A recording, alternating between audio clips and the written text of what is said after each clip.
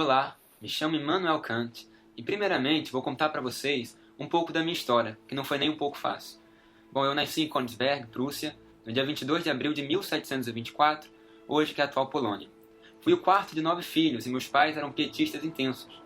O pietismo que surgiu na Alemanha no final do século XVII, na Igreja Luterana, e foi uma resposta ao dogmatismo religioso da Igreja Oficial. Em 1737, minha mãe faleceu por volta dos meus 14 anos. Aos 18 anos fui admitido na Universidade de Königsberg como estudante de teologia. Em 1746 morreu meu pai. Eu estava na época com 22 anos e fui obrigado a interromper meus estudos e a começar a dar aulas particulares para manter minha família. Durante quase 10 anos fui professor particular em residências de famílias abastadas da Prússia Oriental. Aprendi rapidamente os modos da elite da minha época, como conversar, as formalidades de uma nobreza que até então me eram estranhas. Meu pai era um homem que pregava a verdade como preceito de vida. Uma porção significativa da minha austeridade ética provavelmente veio do meu lar. Escrevi que nunca teve lugar na casa paterna qualquer coisa que não se adequasse à veracidade e à decência. Em 1755, ajudado pela bondade de um amigo, pude completar meus estudos na universidade. Obtive meu doutorado e assumi a posição de livre docente. 3 dissertações que apresentei na habilitação a esse posto demonstram o interesse e rumo de meu pensamento nessa época. Minha fama como professor e escritor aumentou constantemente durante os 15 anos que passei como livre docente. Cedo eu já lecionava sobre muitos assuntos, além de física e matemática, incluindo lógica, metafísica e filosofia moral. Até mesmo ensinei sobre fogo de artifício e fortificações, e cada verão, por 30 anos, dei um curso popular sobre geografia física. É lendária a forma extremamente regrada como vivi. Lembro-me até hoje das minhas caminhadas à tarde. Até ouvi dizer que a população de Königsberg acertava os relógios por mim, quando passava pelas suas janelas nos meus passeios diários, sempre no mesmo horário. Heine disse que as donas de casa da cidade de Königsberg atualizavam os relógios quando eu passeava. Com certeza, eu era mesmo rigoroso com pontualidade. Acordava sempre às 5 da manhã e cumpria uma rotina estudada. Médicos e amigos próximos reconheciam que minha disciplina de vida, rigorosa com horários, alimentação e o repouso, me deram mais tempo de vida, já que minha aparência era de um homem magro, pequeno porte, peito e ombros delicados e estreitos, o que dava a muitos a impressão de fragilidade. Fui autor de 14 obras, sendo as mais importantes Crítica da Razão Pura, Crítica da Razão Prática, Crítica do Julgamento e a importantíssima e o tema da nossa conversa, Paz Perpétua. Agora vamos à obra. Primeiro artigo definitivo para a paz perpétua. A Constituição Civil em cada Estado deve ser republicana, porque somente as constituições republicanas são fundadas na única e legítima fonte de poder que é o povo, e, portanto, são as únicas capazes de conduzir o Estado à paz perpétua. Nesse sentido, a opinião pública, se devidamente efetivada, seria suficiente para prevenir a guerra. A Constituição Civil em cada Estado deve ser republicana. A Constituição de um Estado deve fundar-se nos princípios da liberdade das pessoas, enquanto componentes de uma sociedade, da sua dependência a uma legislação comum e da sua igualdade como cidadãos. Ao reconhecer a cidadania das pessoas, a Constituição republicana implica sua participação nas decisões, ao contrário de uma outra, em que cabe aos governantes decidir sobre os rumos do Estado. Nesse sentido, não aceito a democracia, pois esta seria necessariamente um despotismo. Na medida em que não é unânime, contraria a vontade de alguns e isto contradiz a própria vontade geral. Chegamos no segundo artigo definitivo para a paz perpétua. O direito internacional deve fundar-se no federalismo de Estados livres.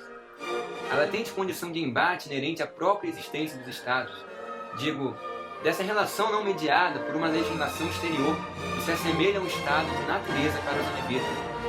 Chamo tal situação de degradação animalesca da sociedade e digo ser premente sair desse estado acordando sobre um direito internacional. Por isso, para sua segurança, os Estados devem compactuar sobre uma Constituição Civil semelhante para todos. Disto seria resultado uma liga de povos, que não seria o mesmo que um Estado congregando povos, pois cada um tem e deve conservar a sua individualidade. A liga de povos resultaria de um contrato mútuo entre Estados livres, aliados por objetivos e compromissos comuns, ou, em outras palavras, com direitos e deveres recíprocos. Formada a Liga de Povos, haveria condições de se criar a Liga da Paz, que gradualmente congregaria todos os Estados tornando possível o desejo dos povos, individualmente e amparados por suas constituições republicanas, de atingir um estado de paz perpétua, isto é, duradoura, porque é assentada no compromisso de direitos e deveres mútuos. Somente uma tal Liga de Nações poderia assegurar a instituição do estado de paz, ou a paz perpétua. Acredito que exista um princípio mau nas pessoas, e que por isso, o estado de natureza, aquele que independe de leis exteriores, é o estado da guerra. Já que não existe um tribunal externo, os direitos das nações não podem ser buscados por via legal. É natural, portanto, a utilização da guerra, pois na mesma, cada um é juiz da sua própria causa. A única forma de assegurar tal natureza pacífica em um Estado seria através de uma Liga de Paz, que se distinguiria de um tratado de paz por pretender encerrar todas as guerras e não somente uma. Finalmente, a minha proposta é que a alternativa de uma Liga de Paz aconteça mediante uma livre união federativa, iniciada por um Estado republicano que atrairia os outros Estados, para juntos garantir a liberdade geral. Nesse caso, o livre federalismo seria o fundamento da união entre as nações, o artifício para dar credibilidade à seguridade dos direitos de cada Estado, sem a necessidade de um poder legislativo supremo. Terceiro artigo definitivo para a paz perpétua. O direito cosmopolita deve ser limitado às condições da hospitalidade universal. Como sempre falei, direitos da posse comunitária da superfície da Terra, e que, em virtude de suas dimensões limitadas, somos obrigados a conviver uns com os outros, tornando-se necessário exercitar a tolerância mútua. Vale ressaltar que um estrangeiro deve ser tratado com cordialidade em terra estranha, por direito, já que todos somos coproprietários do planeta, e não por benevolência alheia. Há também a possibilidade de abrir mão de tal hospitalidade caso ela não implique sua ruína. E mais, enquanto o estrangeiro portar-se de modo pacífico, não poderá ser tratado de forma hostil. O direito de hospitalidade, contudo, abrange somente o contato amistoso aos que procuram um intercâmbio com os nativos. Assim, pode haver um intercâmbio generalizado que aproxime o gênero humano de uma consolidação constitucional cosmopolita. O direito de posse comunitária da superfície da Terra, o direito de visita e o direito de hospitalidade promoveriam a comunicação e o relacionamento pacífico entre pessoas dos mais variados pontos do mundo e contribuiriam para transformar em realidade o ideal de uma constituição cosmopolita. Esse desejo não é uma fantasia, mas um complemento necessário do código não escrito, tanto do direito de Estado como do direito das gentes, para um direito público dos homens em geral, e assim para a paz perpétua. Da garantia da paz perpétua. A natureza é o grande ator na proporção da garantia de paz.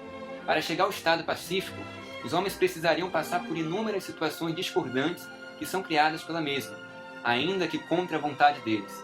A guerra não precisa de um motivo particular para ocorrer, ela simplesmente faz parte da natureza humana. Por séculos, enquanto não havia uma unidade institucional que garantisse o controle instintivo da população, os homens mergulharam em inúmeros conflitos para garantir suas vidas. Como já disse Hobbes, o estado de natureza é condição de guerra. Assim como as guerras, todas as outras ações humanas seriam fruto de impulsos. Como exemplo, temos a formação dos estados. Com o desenvolver de uma sociedade comercial, o dinheiro se torna uma potência. Não havendo mais vantagem na eclosão da guerra, esta representaria apenas prejuízos. O homem, então, faz parte de tudo para evitar que haja conflito. Dessa forma, manipulando os caminhos dos homens, a natureza perpetua a paz. Chegamos ao artigo secreto para a paz perpétua. Existe um segredo nas negociações do direito público. Tal segredo consiste na convocação silenciosa de filósofos, ou seja, súditos, para discursarem e debaterem sobre a conduta da guerra e a conclusão da paz. Porém, são apresentados questionamentos sobre tal convocação. O Estado não deve dar preferência às opiniões dos filósofos em detrimento das sentenças do jurisconsulto, mas somente levar em consideração o que foi dito por eles. A função do jurisconsulto é aplicar leis existentes, não refletir sobre elas. Por fim, há a necessidade de consideração da consulta aos filósofos e a manutenção da livre expressão desses. Diferente do pensamento platônico e antigo, não se deve esperar que filósofos assumam poder, nem que reis se tornem filósofos. Uma vez no poder, o filósofo teria seu livre julgamento da razão corrompido. Sobre o desacordo entre a moral e a política a propósito da paz perpétua. A moral é definida como um conjunto de leis que indicam um dever ser, ou seja, a forma como devemos agir, uma espécie de doutrina teórica do direito. A política, por sua vez, se apresentaria como a doutrina jurídica aplicada que deve ser limitada pela moral. Logo, a moral para os práticos, que a veem como mera teoria, serve para fundar a recusa destes à teoria da paz perpétua, já que a vontade individual de todos os homens de querer viver sob um regime de liberdade não é suficiente se a vontade de todos em conjunto não corresponde ao mesmo desejo. E para que esta vontade coletiva se instaure, faz-se necessário o uso da força, sob cuja coerção pode ser fundada posteriormente o direito público. Esse pensamento é resumido então com a frase: quem uma vez tem o poder nas mãos, não deixará prescrever as leis pelo povo. Vamos discorrer sobre as formas de agir de cada um dentro dos diversos contextos políticos. Tenho como primeiro aquele que toma os princípios de prudência de Estado, de modo que estes possam coexistir com a moral. O segundo, eu defino como aquele que forja uma espécie de moral conveniente à vantagem do homem de Estado. Que se dê então especial atenção à forma de agir dos chamados políticos moralizantes, nomeados por eles de estadistas astuciosos. Esse tipo de estadista seria crente de que podem resolver o problema de uma coerção fundada conforme a lei somente segundo o princípio de liberdade, a partir do empirismo. Eles o fariam utilizando-se de máximas sofísticas, como aproveitar a ocasião que se possui para usurpar arbitrariamente um determinado direito e justificar-se somente após o fato, para que assim se evitem objeções que poderiam atrasar o feito. E negar aquilo que foi cometido para levar o povo à desgraça ou à revolta, que foi provocado pelo governante, deve ser negado até o fim. Desunir os chefes menores e separá-los do povo para, tomando partido deste último, governar sozinho. Então, eu levanto a proposição de como se resolver essa questão, concluindo que se deve partir do princípio formal, característica intrínseca ao político moral, e através da qual a paz perpétua é desejada não somente como um bem físico, mas também como um estado proveniente do reconhecimento do dever. A solução para os problemas da prudência de Estado está em encontrar a sabedoria necessária dos mecanismos de funcionamentos naturais para que isto possa ser usado a favor do fim pretendido. Mesmo assim, quaisquer que sejam estes mecanismos, serão sempre incertos quando este fim for a paz perpétua. Já a solução da sabedoria de Estado é uma consequência direta da solução do primeiro e se imporá de forma autônoma. Sempre defenderei os ideais de justiça para alcançar uma dominação da razão dentro das constituições estatais, pois irá se sobrepor ao difícil caminho da violência, no objetivo maior dos Estados, que será a paz perpétua. Da harmonia da política com a moral segundo o conceito transcendental do direito público.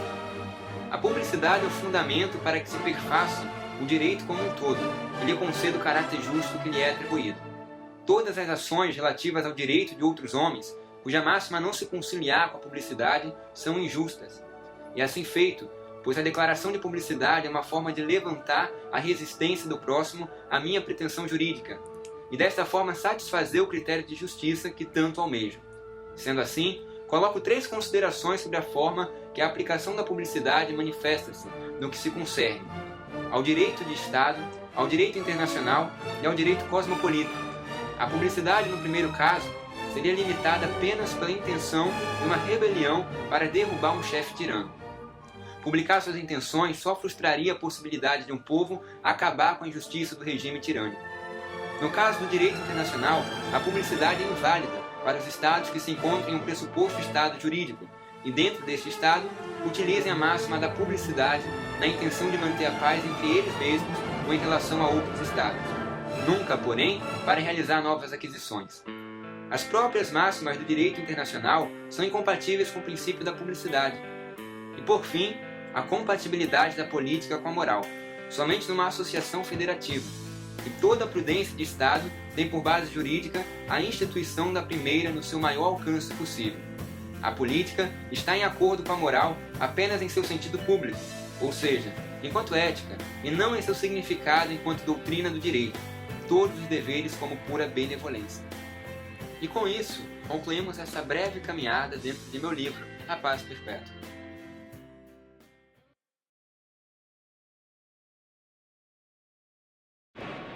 Oppan Gangnam Style